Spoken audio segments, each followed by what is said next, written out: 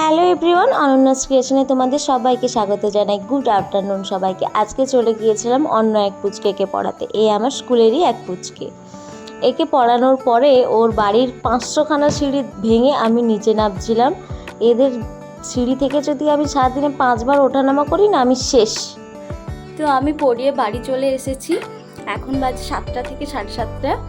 তো আমার একটা বান্ধবী আসবে, তার বাড়ি কলকাতা। ওরা সবাই কাল পুরুলিয়ার জন্য ঘুরতে বেরোবে।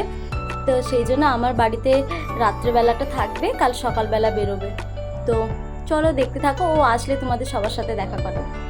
আজকের মেনু ছিল আলু ভাজা, পটল ভাজা, ঢ্যাঁড়স ভাজা, বড়ি ভাজা, আর ছিল পনিরের তরকারি। পনির ভাজতে ভাজতে ওরা চলে এসেছিলো, আর কোনো ক্লিপ নেওয়া হয়নি।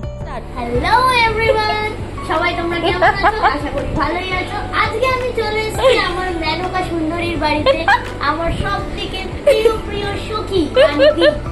এন্ড এই তিনটে যে গিফট দেখছো তোমরা সবাই, এই তিনটে গিফট আমি এনেছি আমার লাভেবল ডার্লিং রানীর জন্য। তো এই নাও তোমার তিনটে gift. Thank you so much.